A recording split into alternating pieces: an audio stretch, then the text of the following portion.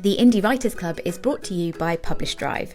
With one click, self-publish your ebooks, audiobooks and print books to thousands of stores and libraries worldwide. And now you can start for free forever. Publish Drive's new free plan lets you publish your first ebook to 35 stores worldwide absolutely free. No subscription fees, no commissions. Keep 100% of the royalties. Get your titles online in just a few minutes at publishdrive.com. It's the Indie Writers Club with Cara, Claire and James Blatch. A place to relax, chat, learn and vent about life as an independent author. Get episode alerts and links at indiewritersclub.com. Now, here's Cara and James. Hey, it's Friday. It's the Indie Writers Club and I'm James Blatch. And I am Cara Claire. It always puts me off a little bit when you ad-lib at the beginning. Yeah, so we've got our normal way of starting things, and when you go AWOL and you haven't told me, warned me, I feel like I should do something fancy now, but I don't know. I've got nothing. In your world, is that fancy when somebody says something slightly differently? Yes. Yeah, that's where we are now. Yes, well, I think it's just to keep you on your toes, keep me on my toes. Mm-hmm. I went to the theatre last night. I went to the London Theatre, went to the Wyndham's Theatre on Charing Cross Road, and I saw Inside Number 9, which is a sort of culty, gothic horror kind of series of set piece. So they have a series of them. They're written by two guys, Steve Pemberton and Reece Shearsmith, and I think maybe Andy Nyman as well. They're the people behind the League of Extraordinary Gentlemen, or League of Gentlemen. Yeah. And they're quirky and they're horrific and they're a little bit like Black Mirror episodes, I suppose. As I say, they're all standalone, but they're much more sort of ghosty and horror-y. They love horror, the pair of them. And so the stage show is called Stage Fright, and it was genuinely, I can't tell you anything about it because they swear you to secrecy, but there were some amazing moments in it. Was it scary? It was genuinely scary. I saw a stat. I can't remember what it was. It might have been Ghost Stories. It might have been something else a long time ago. And it was the only thing I've ever seen at the theatre that left me truly terrified. Well, this is very much like Ghost Stories. Ghost Stories, written by the same team. Ghost Stories was. Okay. That's them. And they use all the devices in the theatre so things happen behind you and stuff like that. But they had the one thing I will say, I suppose I should, they are pretty strict about this, but I'm going to say there's a clever use of a video camera. Okay. Which is unsettling. Did you scream at any point? I didn't scream because I'm a 58-year-old man. 57-year-old man, 58 next week. You cry at adverts on the TV? Cry at everything. Again, because I'm a 57-year-old man. Yes, but it was good. And, as always, sit there looking, how did the story work? They had little stories within, so there were like 3 little plays within it. But we are going to go through 22 rules of storytelling today. And even last night, I was thinking, how's that worked? Well, they've set up at the beginning. So some of this will overlap with what we talked about last week. And some of it will be sort of slightly different areas. So we'll try and talk about how we incorporate this or what it means in our own writing, and then talk about some examples and stuff like that. Hopefully it'll be helpful. And this is according to Pixar, isn't it? Or a lady from Pixar.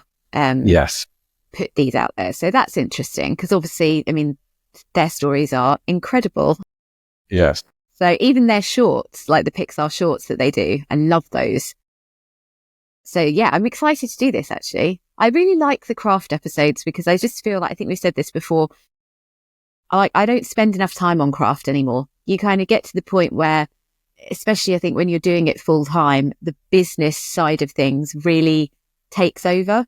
Yeah. And you kind of forget to keep going back to basics. And it gets those creative parts of your brain firing because I've been struggling with something so I'm doing a totally separate Kickstarter campaign later in the year with my sister. It's like a really awesomely fun project where we're retelling the stories of famous queens in history. So it's called Corrupted Queens, and there's going to be Anne Boleyn, Persephone, Guinevere and Boudica to start it off with, and Cleopatra. And I've been really struggling with Cleopatra. And I woke up this morning and it was like a light bulb. And I swear it's because when you actually start talking about craft, it just wakes up those little bits of your brain that have been asleep. So, well, there you go. That's what this episode is going to do. It's going to wake up everyone's brains on the craft side. So yeah, we don't talk about it enough. Okay, we haven't really got thank us any... in your acknowledgements. Yes, we haven't really got any notes because no, we haven't. we recorded last week's episode yesterday, so not much has happened between yesterday and today. I am still waiting, Cambridge University, if you're listening, for a final cost so we can actually sell the retreat tickets. But but we'll if you hop post them onto the today. website and sign up for the waiting list, then obviously we'll release it on there as soon as we've got the pricing and everything, won't we? Yeah, it's likely to be. I don't think we're going to do it before I get back from Canada now. I get back from Canada on February the 12th, 11th, I think. So it's likely to be the week after that. Hopefully we have everything in place for them. Okay. Right. Let's go through these rules. Do you want to start? Rule 1? Sure. Rule 1. You admire a character for trying more than for their successes. And I think this kind of ties in with what we were saying when we did our character episode, which is you don't want to make it too easy. You don't want to make them too good. Nobody really wants to see somebody just come up against hurdles and keep smashing it every single time and always doing the right thing. People kind of want to see them fail a little bit and have to try. Yes. Yeah. And there's an important thing, because I think, again, and the sort of amateur mistake is you think hero, you think perfect person, like Superman, you think is the perfect hero. But even Superman, if you watch the films and watch the stories, is flawed, makes mistakes and has challenges and tries and fails in some cases. I mean, Superman 2, the one who ended up bad Superman, failed dramatically. So there's no such thing as a good character who's just good at everything all the time. You can have a side character like that, it's fine, because they don't need to know too much about them. But your main character needs to be someone who doesn't always succeed at what they're doing. And that's the bit that people like, not when everything goes right. I mean, if you think about Disney or Pixar characters like Moana, like Mirabelle in Encanto, you can tell I have a 7-year-old because, I know all of these. Frozen, like all of those most recent Disney films Pixar? Have been huge. I think Disney, a couple of them are Pixar and a couple of them are Disney. Yeah. Obviously Disney owns Pixar now, so yeah. Like that's classic. They don't get it wrong. They actually make quite big mistakes on the way, and they always do something kind of quite catastrophic. Yeah. Well, look at Woody. Is it Woody, the cowboy in Toy Story? Yeah. So he's in charge. He's the hero of that story, and he is the hero. But it's his mistakes that lead to the story that makes it interesting. When Buzz comes along and he doesn't know how to cope with Buzz's presence and his sort of alpha male leadership in the room, and he makes mistakes that leave them in a lot of trouble. So, yeah. Okay, rule 2, you've got to keep in mind what's interesting to you as an audience, not what's fun to do as a writer. The two can be very different. I mean, this is a really interesting one, isn't it? Because this kind of goes back to what do you write about? And we talk in our world, we talk a lot about commercial fiction. I guess the industry calls it genre fiction. And I've met people who have never read a romance book in their life, but realized that that's where the money was. So they started writing romance books. But most of us write what we want to read. And hopefully there's an overlap with the genre. Where you find that genre, you compromise a little bit to find the genre, because you can't write stuff you don't want to write. So I think this is quite an interesting one, because I write stuff I like to write about and I like to read. So I don't know if I'm 100%. Yeah, I think it's more to do with possibly not necessarily genre, but the way you're writing. Like I had a conversation with a friend a while ago who really wanted to keep switching tense in their work. And I was like, that's really annoying. Please don't, because and actually they were writing kind of more literary fiction. So I think it could, it's a different kettle of fish than if you're writing genre fiction. But certainly in genre fiction, that's going to put a reader right off. That as a writer, you might be like, oh no, but I need that. This is so cool. I need to do this. I want to do this. But there's a point at which you've got to go. But is somebody actually going to want to read that? Yeah, I mean, the last James Patterson book I read jumped perspectives, third person to first person, which I found very off-putting. I didn't really understand why they did that. Okay, rule 3. Oh, okay. I forgot we were taking in turns. I'm used to you just talking and I sit here. Okay, so trying for theme is important, but you won't see what the story is actually about until you're at the end. Now rewrite it. This is something that you've talked about quite a lot, isn't it? Yeah, don't go for theme. Let the theme appear in the book. But once you know what it is, that's why you rewrite it, because we talked yesterday about theme stated, this concept that you state the theme in the first paragraph or first few pages and the want and need of your character. You can only do that once you've worked out what the theme is. But I think probably I laboured with my first book under the idea that theme had to be woven into every sentence as I wrote the first draft, and it became cumbersome and unwieldy. And in the end, stripped that back and with the development editor just focused on the page turning elements of the story and the cliffhangers at the end of chapters and stuff, and the theme was easily developed from that. So yeah. No, I think that is one of those things that's quite easy to go back in and seed in a little bit once you've finished the first draft and looked at it, because it doesn't have to be glaringly obvious and kind of written into large passages. You can go back and just put in those little things. Do you need to get your doorbell? I need to get my doorbell. Oh no, there's someone there. She took a long time to go there. My wife is in the house and she has answered the door. No one probably heard that, because I think it usually cuts it out. It cuts it out. Yeah, it's very clever. Yeah. I think the dog's barking. There's no dog bark when I do the edit. I think the doorbell was really loud then as well when you were talking. It was really loud, yeah. I could hear. Posty has been, and wifey has got it. Okay, all right. So this rule 4, I think, is the most important rule in this list of 22. And I frankly, believe I agree with you. Yeah, you can. If you understand this, you take this on board. You don't need to read any more books about craft, because it's all encompassed in this one sentence. So here's rule 4. Once upon a time, there was blank. Every day, blank. One day, blank. Because of that, blank. Until finally, blank. That, my friends, is how to write a novel. Yeah. And you know what? I was sort of doing this in my head for my Mafia Vampire series. And I got it, like, because I know the plot. I've worked on that story that you worked. And then there's a book kind of floating around in my head that I might write next. And I tried to do this and I was like, it's not working. I clearly haven't ironed out that idea enough, because I can't condense it down into those, how many are there? 5 sentences.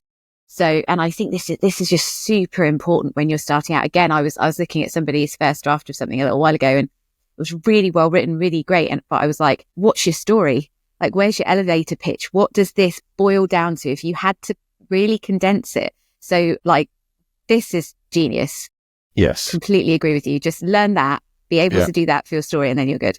So once upon a time, that is the normality. That's where they are. But it's not, as we said yesterday, we said last week, it's not benign, that bit at the beginning where you're showing their life as normal. You're showing that they've got this massive need in their life, or they're frustrated, or they've got a flaw and they're angry, or they want to kill people, or they do kill people, depending on what genre you're writing. All of that is in there at the beginning, but it is kind of who they are and what they are. And that's the once upon a time there was this guy every day. And then one day is the inciting incident. So that's something that turns their world upside down. Mm-hmm. So, in my case, it's going to be Susie is framed for killing a colleague and is on the run. So everything's upside down from her life. She was in the middle of MI6, MI5. Now she's on the run from them. Because of that.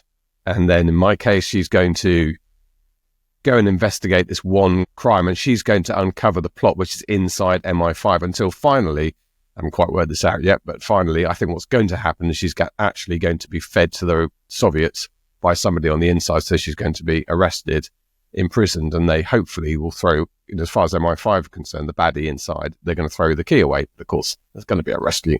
Yeah, of course. So mine would be, once upon a time, there was a girl who suffers from chronic pain who works in a bookstore. Every day she goes to the bookstore, she fights against her evil ex-boyfriend and her pain condition. One day, a mafia vampire saves her from a bunch of other vampires who are trying to attack her. Because of that, she goes to live in the mafia vampire's mansion. Because of that, they fall in love until finally she gets her happy ever after and learns to embrace her powers. And That's the story in a nutshell. So we'll put a link to this, won't we, in the show notes? Because if you're struggling to know whether you've got your story, I think, straight enough in your head, give this a go.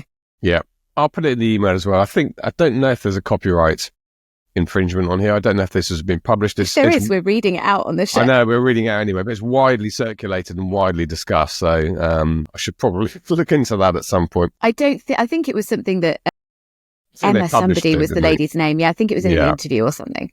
Yeah, okay. I think it's you, isn't it? It is. Number 5, simplify, focus. Combine characters, hop over detours. You'll feel like you're losing valuable stuff, but it sets you free.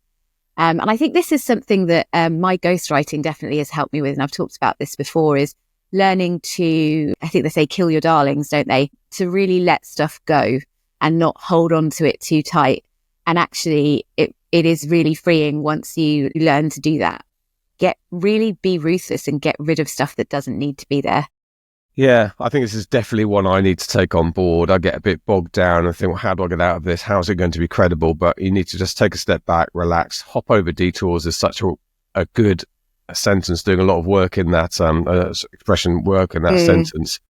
And it feels like you're doing it wrong, but actually you're not. You're moving the story forward, and as it says, sets you free. It's a good one for me, rule 5. Okay, rule 6. What's your character good at, most comfortable with? Throw the polar opposite at them. Challenge them. How do they deal? So this is something we do learn quite early on, is that you can't, particularly I write thrillers, and I think it's the same in romance, but in thrillers, you can't make the situation your main character faces too challenging. I mean, literally everything needs to go wrong to the point where the reader thinks, I have no idea how this person's going to get out of this. And that means, we'll see this. It's taken to its nth degree now because people have written so many stories, but you will watch a thriller film now, where somebody's pushed out of an aircraft at 35,000 feet without a parachute. and then, of course, somebody else who has a parachute, he then sees them and he then dives down towards them and they have a grapple in the air. But at that moment, you think, well, how on earth they've got... So you can't, in thriller writing, I don't know what the equivalent is in romance writing. I was just thinking about this. I think if you think about this in romance, it would be in terms of the emotional stuff. So what's your character good at and comfortable with? Throw the opposite at them. So they'd be met by, the FMC would be met by an MMC who behaves in a way that she's just not used to.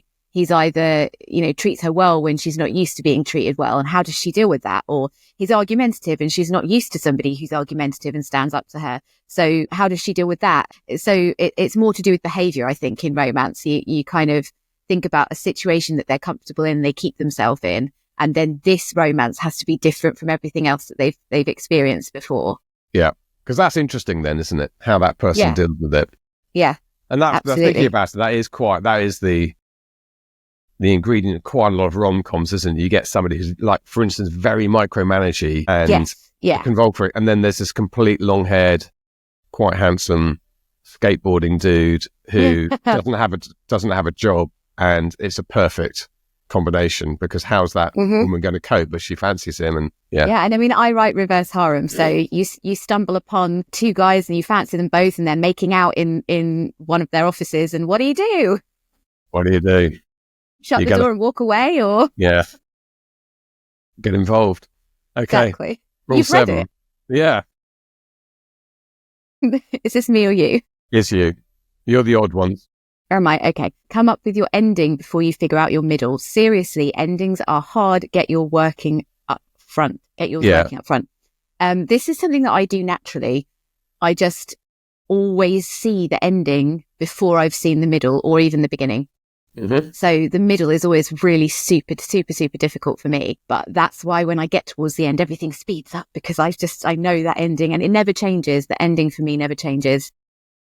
Yeah, I don't think this is a rule you have to slavishly obey. There's other rules here you absolutely do. But I think here it's a good idea to come up with your ending. It's going to make life so much easier for you if you've got somewhere you're going to end up at. But it's not a hard and fast rule, this one. I think. Yeah, and I think that depends on if you're a plotter or a pantser, or if you're a discovery writer. Some people genuinely don't know the ending until they get there. So I think that one really depends on your personality and how you write. Yeah. Rule 8, finish your story. Let it go if it isn't perfect. In an ideal world, you have both, but move on. Do better next time. Yeah, I like this as well. And I did read somewhere, it might even have been, wasn't in yesterday's research, but I've read recently that when you're writing a book, is it perfect? If it's not, forget it, park it, move on to the next story. You'll find a perfect story. And I thought, no, I don't think that's right because first of all, you aren't necessarily a good judge of whether a story is perfect or not. You're too in the middle of the trees to see it. And what you think might be flawed and not very good is somebody else's favourite book they're ever going to read in their life. So I think you make your book as good as it can be. But in the great tradition of, it's a quote I come up with a lot, I think it was Francis Ford Coppola who talked about filmmaking as a film is never completed. It's just an abandoned project at some point.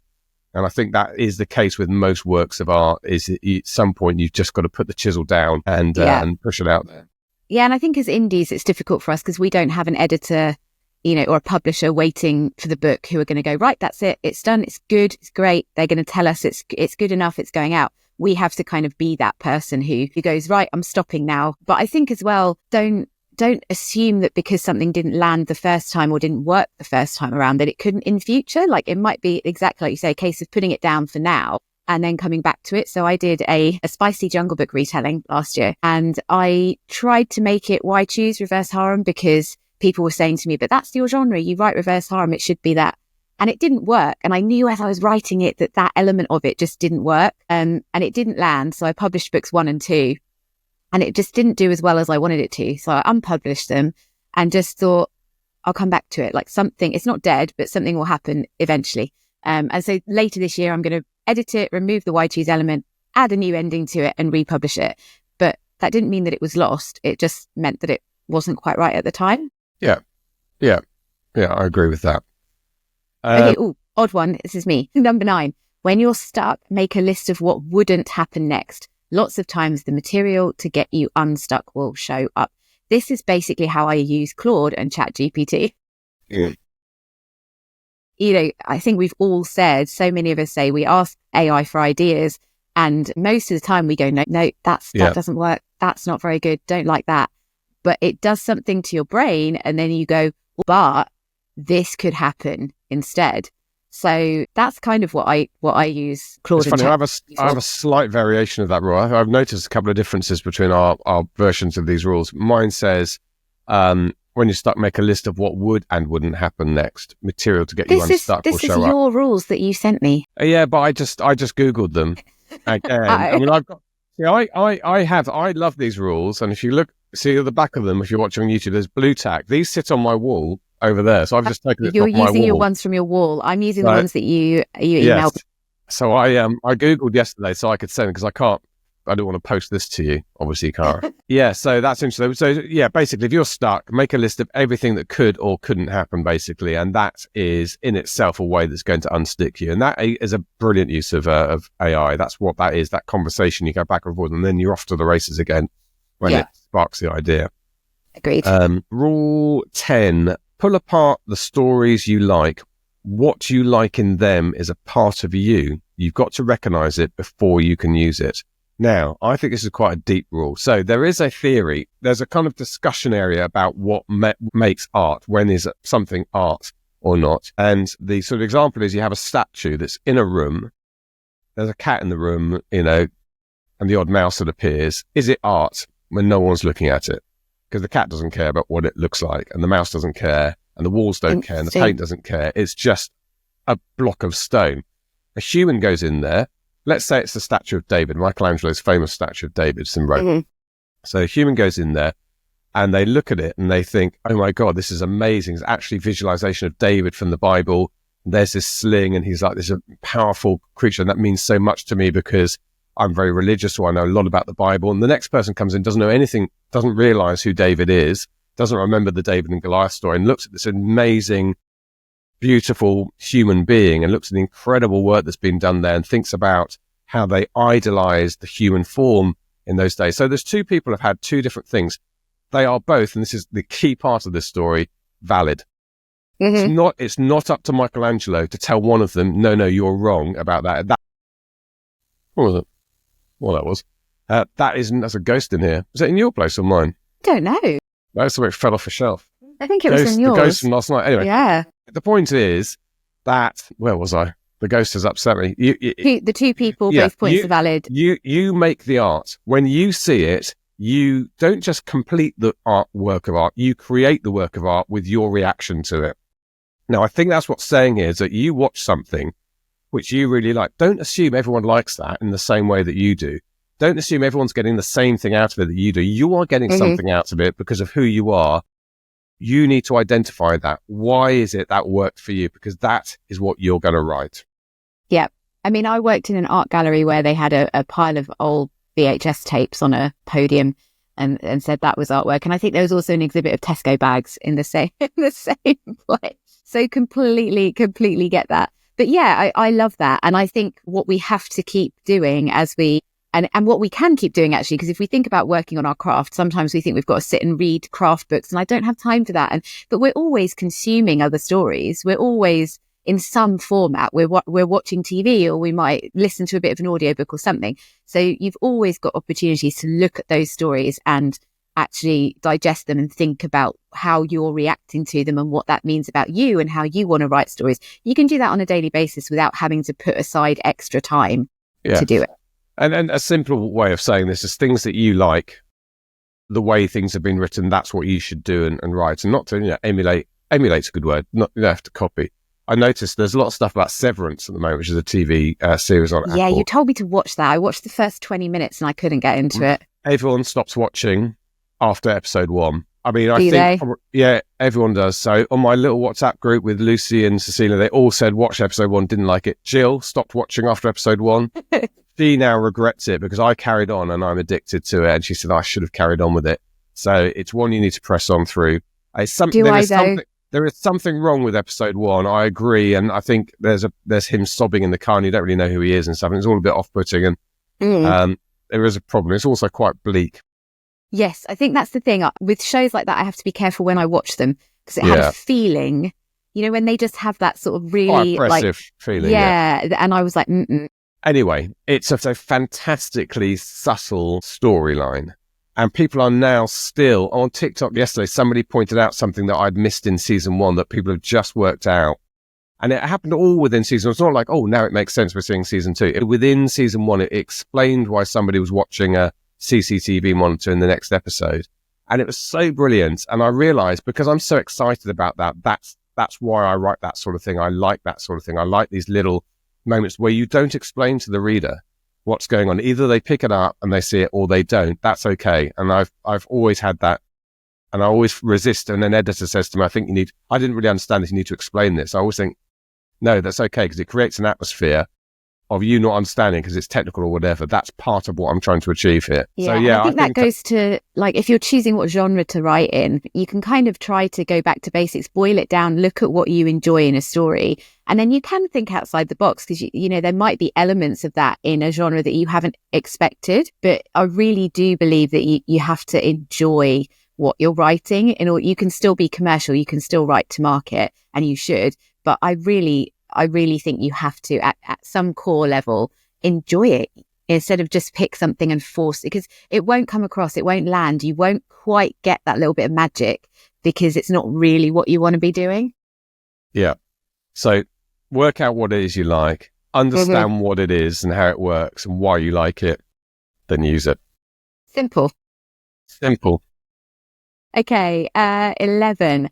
Putting it on paper lets you start fixing it. If it stays in your head, a perfect idea, you'll never share it with anyone. And this is just you've got to write. You can't be a writer if you don't write kind of argument, isn't it? It's just, you can fix a first draft. If you don't have any words, there's nothing there. It's all, we all meet people so often as authors, don't we, who go, I've got a story idea. I've been thinking about writing a novel, and you sort of go, have you? When are you going to do that then? And it's scary as heck, but until you actually start putting it on paper, you've got nothing to work on. You can edit anything, you can make anything better. You just got to get started. And all you need to do to be a novelist is start writing. That's the other thing, that people who are writing their first book and they say to you, I'm thinking about being a novelist, I'm giving it a go. No, you're not giving it a go. You are a novelist because you're writing. That is what novelists do. That defines novelists as a profession. So you don't, as soon as you start writing, but if you're not writing, so I'm thinking about becoming a novelist. Well, you think about it. Yeah. You start writing. Get back to me when you've written something. Yeah. Okay. 12. We're halfway through. Discount the first idea that comes to mind, and the second, and the third, and the fourth, and the fifth. Get the obvious ones out the way. Surprise yourself. Yeah. I don't know about this. Well, it reminds me of Aaron Sorkin, brilliant screenwriter. Wrote A Few Good Men, West Wing, The Social Network. The Social Network, I heard him talking about that.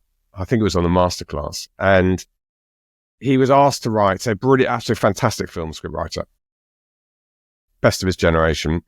He was asked to write the story of Mark Zuckerberg, or the story of Facebook and Mark Zuckerberg. And he sat down with the people and they said, look, this is incredible how they worked out this formula and they applied it, and they were kids in college, and there was Harvard at the time, and Bill Gates came to speak to them, and they were already busy doing the next generation stuff, and then they became multi-billionaires.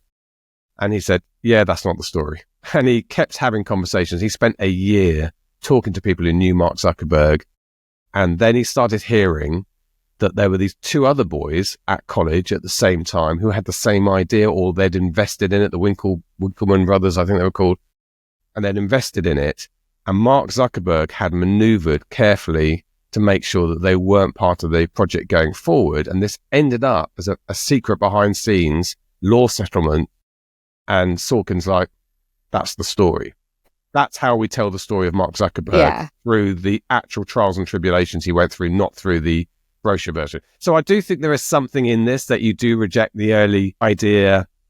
There's a baddie on the run in London in my case, and eventually it's going to be someone inside MI5. It has to be deeper than that, and that's already where I'm going with my book. Yeah, I mean, I think I was just thinking about the story idea that I've got coming up for later in the year, and I see what you mean with that, because so there's a kind of prison island, and when they arrive on the prison island, something has to happen to contain their magic. And so I sort of, to start with, I was like, well, they get given, like cuffs that contain their magic. That's lame. That's rubbish. Then I went to tattoos. It was slightly better. Tattoos sort of work a bit better. But then after, I think I was talking to my son about ancient Egypt and scarab beetles, and seeing the scarab beetle, and I was like, what's going to be even better is if there's a talisman and it contains the blood of the person they've killed. And when they arrive on the island, the talisman gets implanted into their skin on some part of their body, whichever part of their body the magic comes from. And that's what suppresses the magic. And that's a lot better than fancy handcuffs. There you go. But I think when it comes to like the kernel of the idea, if you have an idea for something that really sparks like the overall picture, I suppose I was thinking. Yes, yeah. That's what you stick with. Something that niggles and won't go away from you, that's something you stick with. But with like the nitty gritty details, if you're thinking of how do they get out of a room or how do they do whatever, keep digging. Yeah. Okay. Lucky number 13, give your characters opinions. Passive, malleable, might seem likable to you as you write, but it's poison to the audience. Yeah, I agree. We were sort of talking about this with Bella Swan, Twilight yesterday or last week when we recorded, with the fact that she was too malleable and didn't really have anything of her own. And I think that just goes along with making them believable people. They've got to have their own opinions about things. I mean, this is not one that I need to focus on, because I always write somebody who's, my current character is so opinionated. She's a pain in the arse. It's just, so yeah. Good one. Rule 14. Why must you tell this story? What's the belief burning within you that this story feeds off? That's the heart of it. So that was for me a turning point in novel one, which never would have seen the light of day had I not sat down with Jenny Nash. Having written 198,000 words at that point, it was long. And I then did a very short version of it, and I didn't know what I was doing. And she said to me, why do you want to write this novel? Just fill in half a page. And I wrote a very made me cry, of course, tearful thing about my father and who he was and why he was like that and why I'm like this. And she said to me it was amazing, and that's what this novel is, and the novel's going to be great now that we know why you're writing it. So and I think this is so important. And even when we're writing genre fiction and we're writing to market, or you're rapid releasing, or you're writing smutty romance books, there will still be a core of the story that you're trying to tell because it's important to you. And I actually had this a while ago, and I was talking to an author friend saying, I don't know what to write next. Like after the Mafia Vampire book, I don't know what to write. And when I looked back, all the books that have been really successful for me have been written in a period where I've been trying to work through something. I've been trying to say something. There's been like this burning thing inside me that I'm trying to process. And I wasn't doing that. I was thinking, what story should I write next? Because what is going to sell? And I'd kind of forgotten to go back to like, what do I want to say? What do I want to explore? And then I can package it up and write to market and make sure. But if I'm going to write it and it's going to be good and it's going to be successful, it's got to have that human like spark inside it. Yeah. And that's what makes it good. That's why it's good, because of that. Okay, rule 15. If you were a character in this situation, how would you feel? Honesty lends credibility to unbelievable situations.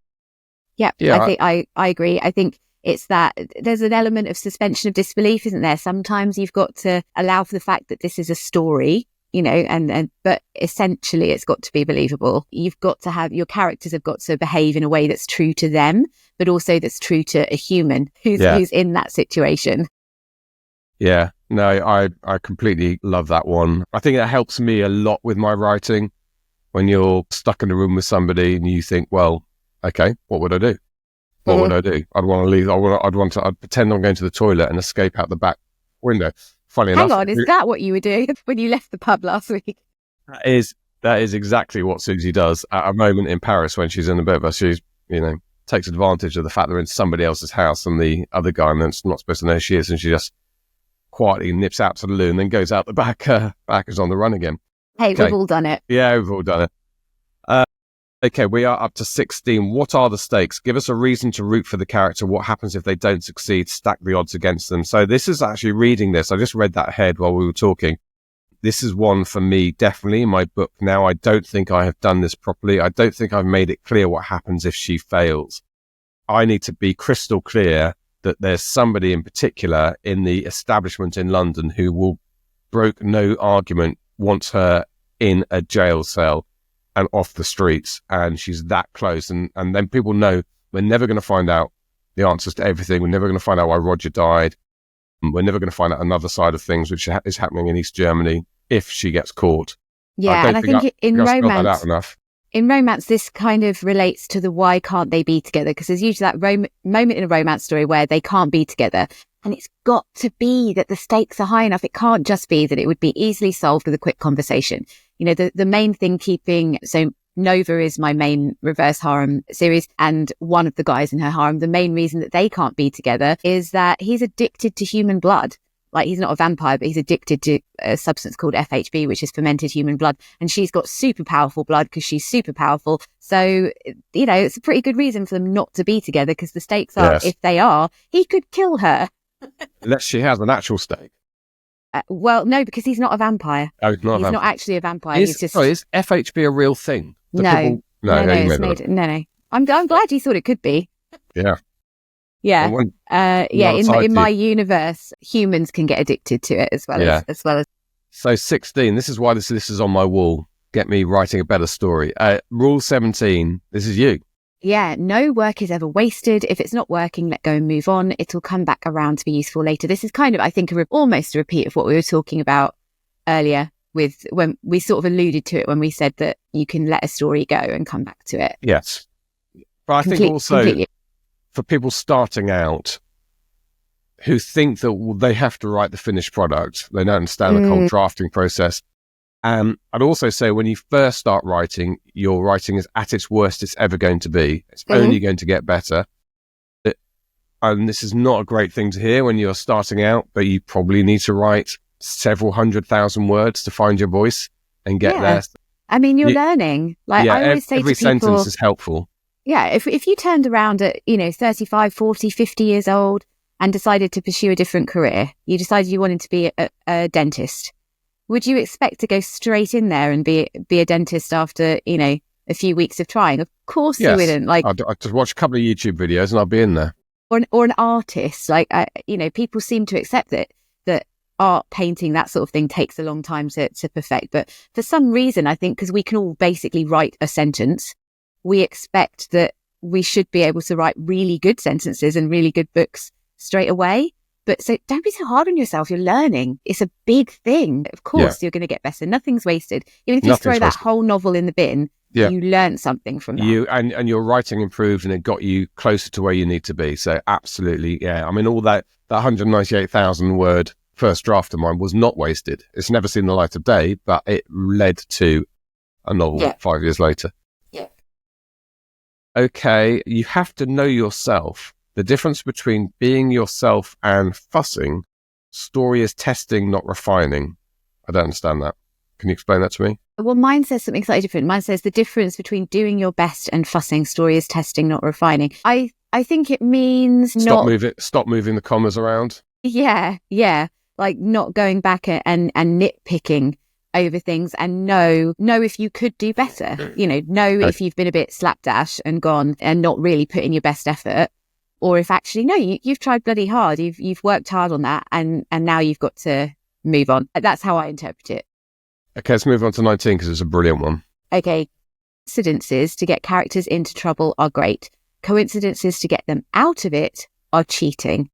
100%. I mean, when I ghostwrite post-apocalyptic stuff, exactly this. A coincidence that results in them being in a situation where they're, in a cave and they're snowed in and blah, blah, blah.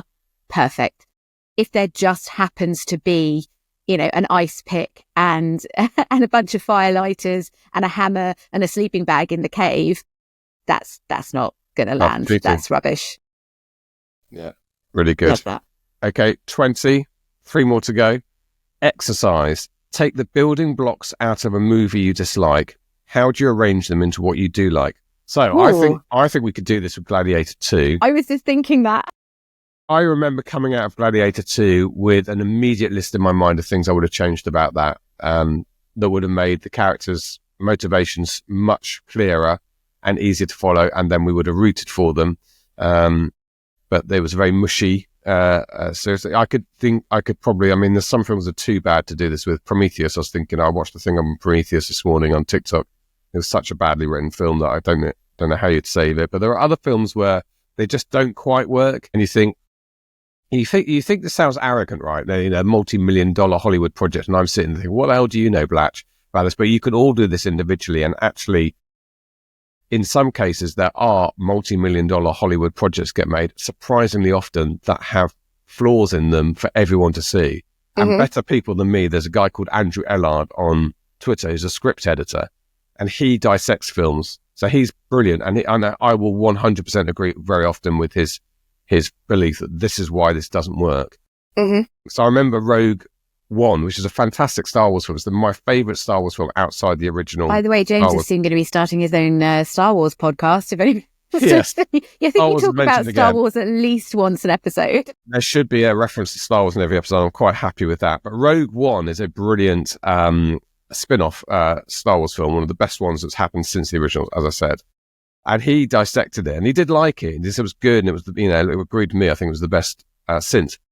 But he also said there was a major flaw in it because if I very quickly explain, the first Star Wars film, they eventually get the plans to the Death Star. They analyze the plans, and they find that there's a flaw in the Death Star, and that's what they exploit to blow it up at the end. This film is about how they got those plans. And it's a good idea to do that because it's a big war film to get the plans and hand them to sort of like the first film. And they have a person on the inside who's the father of the main character, and he's conscripted by the Empire. He's built the Death Star, and he says to her, "I've built a flaw into it, so you've got to get these plans out." Now that was a mistake, because why didn't he say to her, "Shoot here"? He didn't have to say, "Risk hundreds of lives going into there to get the plans. Shoot here." That's the whole way you need to shoot. So it should have been cleverer than that. It should have been, I've built this thing, it's very complex, I haven't the ability to analyze it, but somebody needs to analyze it because they don't let me get all the plans together to find a hole. Just something simple like that. So anyway, so that's one example of watching a big budget film and thinking that's a flaw. He saw it, I saw it. We can do that and don't feel bad about that. So we perhaps will do that exercise at some point where we'll say, right, at the end of this episode, between now and the next episode, everybody watch film A, and then post in your comments into the Discord, and then we'll discuss how we would have fixed that film. I would love that. I would love that. I think everyone else would enjoy that too. Okay, 21. You've got to identify with your situation and characters. What would make you act that way? I think we kind of did that one already, sort of, didn't we? Which was, if you were the character in that situation, how would you feel? So I think that goes along with making sure that they're reacting and behaving in a believable way for the situation that they're in. It's a bit show don't tell as well, isn't it? That they've got to act like that rather than you just saying they're cool or whatever. Yeah. What is it that makes them cool? That's the way of thinking about that. Okay, and the final rule of these Pixar rules for storytelling: what is the essence of your story, the most economical telling of it? If you know that, you can build out from there. That's a good point. I think that circles back to that number 4, which was once upon a time there was blah, blah, blah. That if that's the absolute essence of what you're doing and you know that, and you can really, it's that elevator pitch thing. If you can explain it to someone in one sentence and be super concise and you know that, then you can build everything else out. Yeah. So really, number 4, once upon a time there was blank, every day blank, one day blank, because of that blank, until finally blank. Everybody should write that out for the current work in progress they're on now. And if you can't do that, then you don't have a clear idea of your story, or it's a bit mushy and it's development work. Yeah. And what's that? Is it the snowflake method, where you start with that one sentence and then you turn it into a couple of sentences and then you turn it into a paragraph and then you turn it into a page? So it kind of, if you start with that very, very succinct description, you can then build it up and out from there. Yeah, I think that's a really good idea. And because I'm going back to the beginning of my novel, having made some changes from my initial sort of outline, I did decide this morning, I was chatting to a novelist this morning, that I'm going to do that 3,000 to 5,000 word thing again. And I might use that technique. I might start with that at the top. In fact, I will. I'll start with that sentence at the top and then fill in gradually. Yeah, I'm sure it's called the snowflake technique, but whatever it's called, to do that. Snowflakes, people who can't take criticism. I think so, but I think this was coined before that. Look, I'm putting it back on the wall. Are you? Because that's where it lives. James and I just amusing ourselves while everyone's listening. You're amusing yourself. I'm putting my thing on the wall. Yes, so the snowflake method is to build incrementally from a simple starting point. It's meant to remove the mental block of being asked to build too much scaffolding before you're ready. So you start small, one sentence, and then build up from there. I'm not sure about the metaphor. No, I'm not either. I don't think it really, that's why I doubted myself. Because I was I don't think that's what a snowflake does or it is. It's more of a pyramid, really, isn't it? But, anyway. Snowman, maybe roll with middle part. I have one more book recommendation. Yep. Because I've been reading another really good craft book lately, Will Storr, The Science of Storytelling. Absolutely loving it. So if you're looking for a craft book, it's just, I mean, I started highlighting and making notes, as you can see in there, and then I just realized that I was like highlighting pretty much every page and line and word. Okay. So stopped. So there we go. Okay, Will Storr. The funny thing about that is that if Will played five-a-side football in our group, he would be called Story. Right, Story. Yes. Like I'm Blatchy. Hilarious. Yeah. He's written a book about storytelling. Can't expect me not to point that out. Will Storr's writing a book of storytelling, and he would be Story to his friends. Okay, I'm going to read that. Maybe I'll take that to Canada. Maybe I'll get a print copy. Take it on holiday, then you can get your work fix while looking like you're relaxing. Yes, good point. That's the key. I bet as soon as you go away, you'll really want to write. I think as soon as you're somewhere else, like work is a long distant memory, I think you'll start getting the urge to write again. Yeah, I think so. I can already feel it coming. Okay, well that's it. I am going to be away next week, but I'll be back this week. I'll be away as we speak now. Yes, as you're listening to this podcast, James is away and I'm putting my feet up. Yeah, nice. A week off. Then we're back. We'll launch the retreat tickets and we'll have some Patreon news as well. Do you say Patreon or Patreon? I always say Patreon. Patreon. Yeah. I fixed the Discord link, by the way, which constantly times out, and really annoyingly, even when you tick a button saying make this not expire, it expires it. But it has fixed. If you go to indiewritersclub.com/Discord, you can join the Discord server. That is working. And news of that stuff when we get back. That's it. Thank you very much. Well, have a lovely holiday. Thank you very much. That's it. Sign up for episode alerts at indiewritersclub.com. Come and chat with us at our exclusive Discord server at indiewritersclub.com/Discord. Or join our Facebook group at indiewritersclub.com/Facebook. And you can support the podcast at indiewritersclub.com/support. And don't forget to share your weekly word counts, because no matter what you've achieved this week, we're here to cheer you on. Thank you for being part of the Indie Writers Club.